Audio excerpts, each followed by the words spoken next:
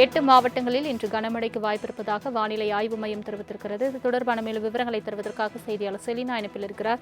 Selena வணக்கம். 8 மாவட்டங்களில் இன்று கனமழைக்கு வாய்ப்பிருப்பதாக தெரிவிக்கப்பட்டிருக்கிறது. மேலும் விவரங்கள் என்ன? தமிழகத்தில் குறிப்பாக கடந்த சில நாட்களாகவே கோடை மழை என்பது பதிவாகி வருகிறது.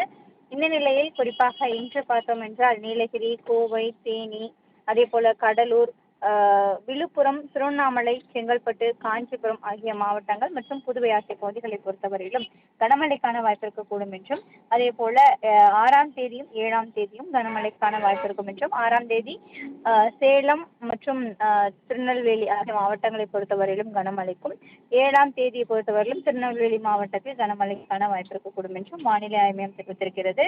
இனிய மாவட்டங்களை பொறுத்தவரையிலும் லேசானது முதல் மிதமான மழைக்கும், சென்னையை பொறுத்தவரையிலும் மாலை அல்லது இரவு நேரத்தில் அடுத்து வரக்கூடிய 2 நாட்களுக்கு விட்டு லேசான மழைக்கான வாய்ப்பு இருக்கக்கூடும் என்றும் வானிலை ஆய்வு மையம் தெரிவித்திருக்கிறது.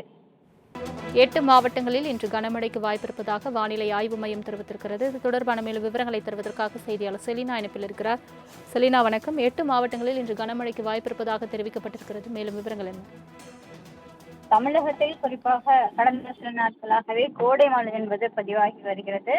இந்த நிலையில் குறிப்பாக இன்று பார்த்தோம் என்றால் நீலகிரி, கோவை, தேனி, அதே போல கடலூர், விழுப்புரம், திருவண்ணாமலை, செங்கல்பட்டு, காஞ்சிபுரம் ஆகிய மாவட்டங்கள் மற்றும் புதுவை ஆகிய பகுதிகளை பொறுத்தவரையிலும் கனமழைக்கான வாய்ப்பு இருக்கக்கூடும் என்றும், அதே போல 6ஆம் தேதியும் 7ஆம் தேதியும் கனமழைக்கான வாய்ப்பு இருக்கும் என்றும், 6ஆம் தேதி சேலம் மற்றும் திருநெல்வேலி ஆகிய மாவட்டங்களை பொறுத்தவரையிலும் கனமழைக்கும், 7ஆம் தேதியை பொறுத்தவரையிலும் திருநெல்வேலி மாவட்டத்தில் கனமழைக்கான வாய்ப்பு இருக்கக்கூடும் என்றும் வானிலை ஆய்வு மையம் தெரிவித்திருக்கிறது.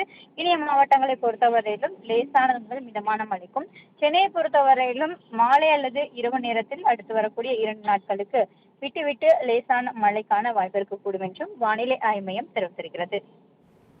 தங்களின் முழு விவரங்களுக்கு நன்றி செலினா.